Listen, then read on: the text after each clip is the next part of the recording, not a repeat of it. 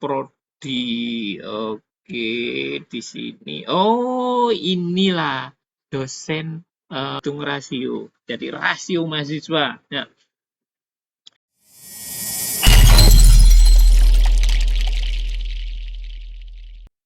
Bismillahirrahmanirrahim. Assalamualaikum warahmatullahi wabarakatuh. Kali ini Mimin mau bahas yang lama sebenarnya ini. Mimin baru muncul lagi setelah healing refresh. Jadi Mimin kali ini mau bikin konten tentang rapotnya perguruan tinggi masih dengan metode matriks penilaian dari perban yang lama sih. Jadi PEPA 1 sampai PEPA 9. Mimin akan sepil aplikasinya. Mimin akan sepil aplikasinya. Aplikasinya insya Allah aman. Kenapa aman? Mimin saya coba cek di add-on. Jadi kalau misalkan ingin ngecek, silakan ke add-on di sini ke Chrome Store, Chrome Web Store. Ketik aja misalkan yang mudah PISN.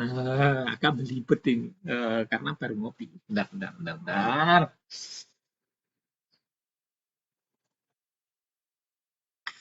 Alhamdulillah. Oke. Di sini ada data New Feeder Analyzer dan PISN Check Eligible. Nah, ini silahkan diinstal. Oke.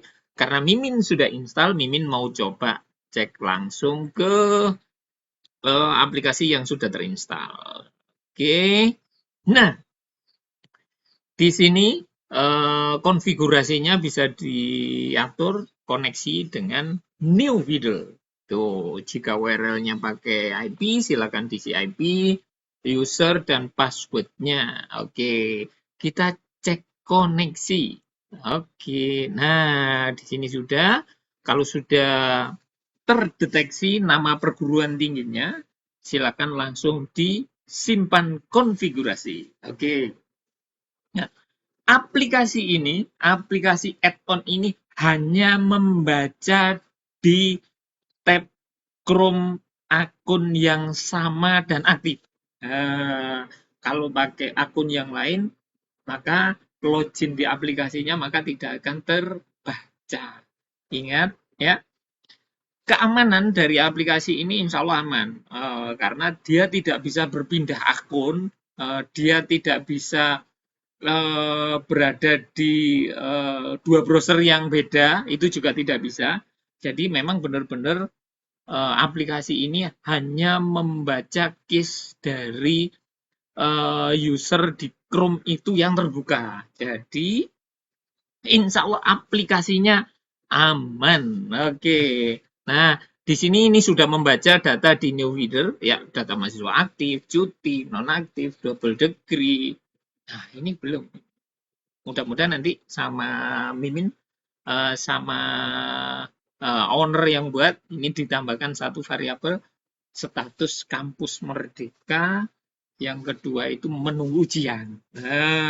Oke. Nah, Mimin coba sepil. Nah, sebelum langsung ke peta prodi, di sini ada peta prodi atau bisa per poin semua prodi. Di sini juga ada PEPA 1 sampai 9. Ya. Sebelum kita ke menu PEPA, kita coba login dulu di dashboardnya PDDikti. Nah, ini kan bukti kalau aplikasi ini benar-benar aman karena tidak ada data yang diambil dari luar aplikasi atau disimpan atau dikirim ya. Jadi kita memang harus diizinkan, diwajibkan maaf, login dulu di aplikasi. Oke. Nah, oke, Mimin coba login dengan level PDDT admin. Oke. Nah, jika sudah terbuka, kita sudah login ini di tab Chrome kita, di aplikasi NewFeeder sudah running ya. Di aplikasi PD Dikti Admin juga sudah login. Nanti itu bisa melihat data ajuan perbaikan pelaporan. Di sini ada perubahan data pokok. Wah, di sini ada perubahan jenis keluar. Ini menandakan bahwa aplikasi PD Dikti Adminnya sudah terbuka. Oke, kita ngecek lagi. Di sini ada rekapitulasi sebelum data dosen ya. Saya coba. Rekapitulasi ini membaca apa sama tampilannya dengan di PD Dikti Admin. Nah, di PD Dikti Admin itu ada tampilan yang 100%. Oke, ini ada tampilannya 100%. Oke, insya Allah sama. Ini yang kosong memang 2024 genap. Yang lain 100% semua. Oke, finish. Nah, oke. Ini tampilannya sama. Karena ini hanya mengambil data case dari PDDT admin. Oke. Yang di data dosen. Nah, ini hal penting ini ya. Penting sekali ya. Karena pada saat data load, data yang termuat di sini ya, datanya ini harus bisa terbaca. Tuh. Karena di PEPA nanti itu akan membaca yang pertama tentang dosen itu transaksi dosen. Itu sebagai dosen penghitung rasio. Tuh. Terus juga ada jabatan fungsional dosen. Tuh yang terbaca. Terus jabatan akademik dosen itu juga terbaca. Tuh, jadi memang load di PD Dikti Admin khususnya tab data dosen, data dosen PD Dikti itu harus terbaca, harus full terbaca semua, oke? Nah, kalau ini sudah ya, baru kita ke PEPA Prodi. Nah, saya coba PEPA Prodi dulu ya. Nah, di PEPA Prodi ini kita pilih prodi. Ini rapot sementara, jadi bukan berarti aplikasi ini sesuai perhitungan persis yang ada di Ban BT, tapi insya Allah sudah mendekati dan paling tidak kita punya pegangan bahwa oh ini loh kita punya kriteria PEPA 1 sampai PEPA 9. Ya, PEPA 1 sampai PEPA 9 sebagai antisipasi, sebagai warning awal. Jadi di poin PEPA berapa prodi kita itu masih belum mencukupi. Jadi kita bisa antisipasi untuk menaikkan atau memperbaiki. Oke. Kita pilih TS, di sini ada TS 2023 yang di default ya. Karena kalau TS 2024 itu masih satu semester ke depan itu masih belum terisi karena 2024 genap. Jadi di tahun sempurna saat ini Mimin pilih yang 2023. Oke. Nah, Mimin mau coba prodi yang lumayan besar ini. Jadi biar datanya memang benar-benar, wah ini real, ini bisa terbaca ini, oke? Saya pilih S1 prodi psikologi. Oke. Di sini ada PEPA 1. Mimin coba sampaikan di data analisis PEPA poin 1 mahasiswa baru. Nah, di sini mulai TS-4, TS-3, TS-2, TS-1, dan TS. Nah, TS-nya sama kan 2023. Nah, penurunan PP, nah, ini penurunan prosentase mahasiswanya hanya 1,5%. Kecil ini ya, karena relatif bagus ini. Mulai dari 498, 543, 595, 540, 457. Nah, penurunannya stabil ini ya. Jadi ada grafik naik turun. Ini bagus ini. Moga-moga tetap dipertahankan. Nah, Yang jadi warning, jika penurunan mahasiswa baru ini melebihi dari 20%. Nah, itu yang nggak boleh ya. Jadi pada saat penurunan mahasiswa baru itu melebihi dari 20%, maka akreditasinya biasanya tidak bisa diautomasi gitu. Nah, oke, kita ke analisis PEPA poin 2. Analisis PEPA poin 2 ini dosen penghitung rasio. Nah, dosen penghitung rasio itu sebenarnya ada ketentuan. Jadi kalau misalkan S1 itu minimal 15 dosen lah dalam satu semesternya yang ngajar. Kalau diploma itu apa ya? Sepertinya juga 15. Kalau untuk pasca itu pasca sarjana itu minimal dosen penghitung rasionya 10. Tuh. Nah, di sini ini hanya menghitung jumlahnya saja. Berapa sih dosen yang ngajar? Tuh. Jadi mulai tahun 2021 ganjil, 2022 maaf 2022 ganjil, 2022 genap, 2023 ganjil, 2023 genap. Nah, di sini ada 4 semester yang dibaca ya. Jadi insya Allah ada penambahan, bisa jadi ini karena memang dosennya nambah. Betul. Oke. Yang ketiga, data analisis PEPA poin 3 rasio dosen tetap. Oke, jadi dari yang ngajar ini berapa sih dosen tetapnya, berapa dosen tidak tetapnya gitu. Nah, dosen tidak tetap itu maksimal boleh itu 40%, harus di bawahnya. Tuh. Jadi kalau perguruan tinggi itu atau prodi itu masih menggunakan dosen tidak tetap, tetap harus dikendalikan ya, jangan terlalu banyak ya. Tidak boleh melebihi dari 40%. Oke.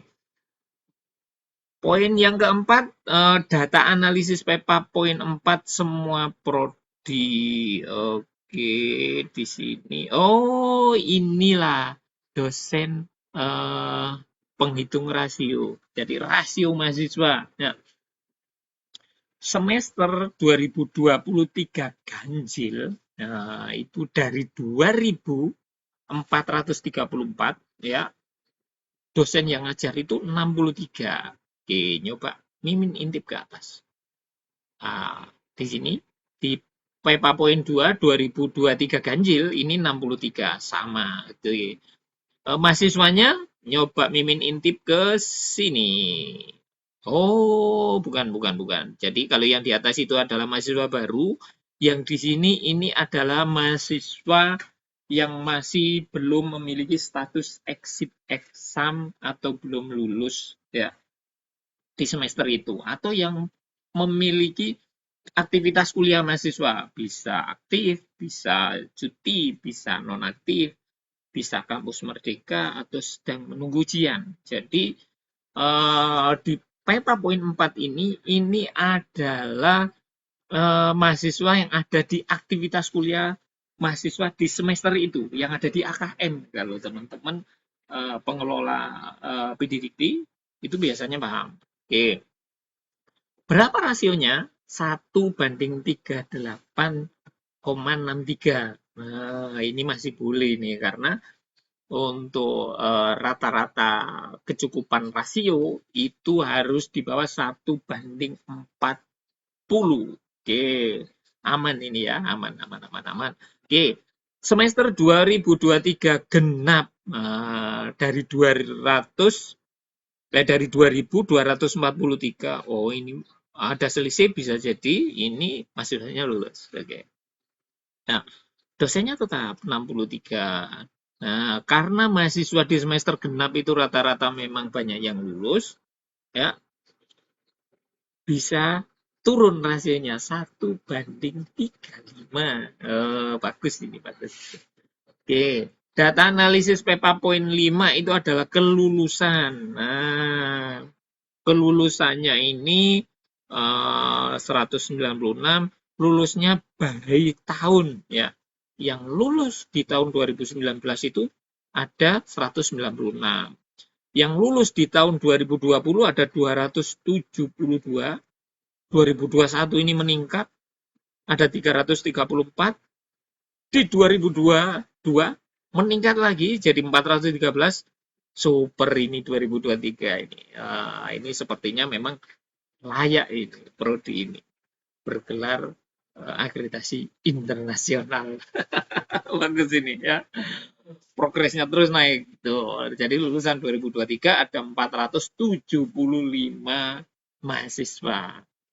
Oke, kita injak ke data analisis PEPA poin 6 program studi psikologi. Oke, di PEPA poin 6 ini dosen pengajar itu berapakah yang doktor, berapa dosen penghitung rasionya. Dari dosen penghitung rasio, dari dosen ngajar ya, dari dosen ngajar yang 56 itu, dokternya ada berapa? Ada 21. Tuh, yang di sini ada dari 59, ada 24. Oh, ini sebagian bisa jadi dosennya lagi studi atau ada tugas jadi pimpinan biasanya. Jadi untuk ngajarnya agak dikurangi yang dokter. Tapi insya Allah grafiknya masih aman. Oke. Di sini ada jabatan fungsional dosen yang PEPA poin 7. Berapakah yang guru besar, berapa yang lektor kepala, berapa yang lektor, dan berapa yang asisten ahli. Oke. Insya Allah masih aman. Oke, kita nginjak yang PEPA poin 8. PEPA poin 8 ini adalah KTW yang dibilang kelulusan tepat waktu. Berapa KTW-nya? Ya. Jadi kalau KTW yang ada di PEPA itu menghitung yang lulus semua di bawah 4 tahun untuk S1. Ya. Tapi kalau di perhitungan aplikasi yang data new feeder analyzer ini dipakai KTW-nya dibagi per tahun. Jadi biar benar-benar Mimin tahu berapa sih mahasiswa 2019, mabanya berapa, yang lulus berapa. Yang dihitung sebagai PKTW, prosentase kelulusan tepat waktunya berapa. Mimin kan jadi tahu ya. Kalau Mimin langsung hitung semua tanggal, semua angkatan di bawah 4 tahun, itu jadi nyebar nanti perhitungannya. Oke, Mimin biar paham, teman-teman juga biar membaca datanya jelas. Jadi di KTW di TS-4 ini 2019 ya, mabanya dari 498 yang sudah lulus itu 384. Jadi PKTW-nya adalah 77,11%. Nah, ini bagus sekali ini ya. Karena sebenarnya KTW itu kalau yang di PAN PT itu 40% minimal. Oke, ya. Di sini ada 2020, ini dari 543 ya. Ada yang sudah lulus 345, 63%. Jadi kalau misalkan di compare, insya Allah KTW-nya ini masih masuk karena yang dihitung sebagai mahasiswa KTW itu beririsan antara 2020 dan 2019. Oke. Nah, ini sudah ada mahasiswa 2021 juga yang sudah lulus. Ini yang cum laude. Oke, kita beranjak ke PEPA poin 9, data analisis PEPA poin 9 prodi psikologi. Oke.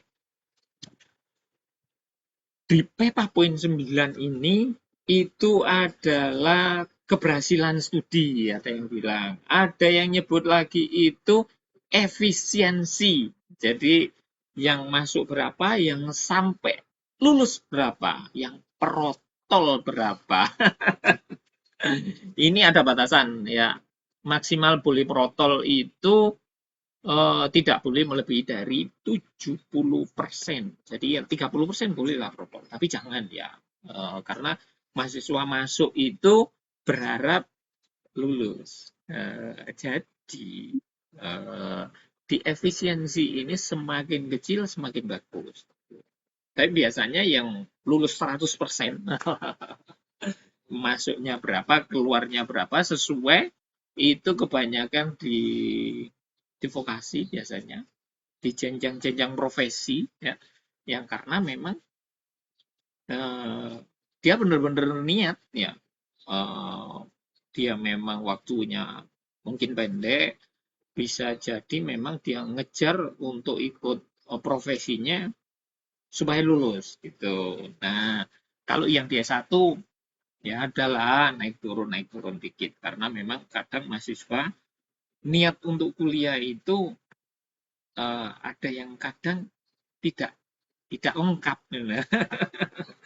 Pingin suasana, oh suasana di kota itu bagus, oh temannya humble, mungkin temannya kuliah di sana jadi ngikut gitu ya, atau mungkin yang dipaksa karena orang tua. Tapi insya Allah yang dipaksa karena orang tua harus semangat ya, karena orang tua menginginkan pendidikan yang terbaik untuk putra putrinya. Mimin baca lagi ke Pepa poin 9. Oke. Kalau TS 2023 sebenarnya yang wajib lulus itu berada di 2017, tapi di sini di Mimin dimunculkan lagi nih 2009 2016-nya. Tuh. Jadi kalau 7 tahun persis itu sebenarnya di 2017. 2017 berapa sih efisiensinya? Wah, 87%. Wah, bagus ini. Ya, karena dari 310 mahasiswa yang berhasil lulus 272. Oke. Di PKTW-nya efisiensinya 2016 itu 80%, 2017 87%, 2018 85 ya, 2019 sudah ada yang lulus. Ini sama dengan yang atas berarti 77,11%. Jadi ini masih bisa ningkat ya, karena mahasiswa yang lulus terakhir tahun 2000 2024 genap berarti itu mahasiswa 2018. Jadi yang masih bisa grafiknya nambah ya 2018, 19, 20 sampai ini. Tuh. Jadi mahasiswa yang ingin menaikkan PEPA-nya program studi, mahasiswanya wajib lulus, nggak boleh protol. Oke, data ini yang bisa dipakai acuan prodi sebagai alarm atau warning system di awal. Poin mana sih yang tidak lolos gitu? Poin mana yang masih rendah?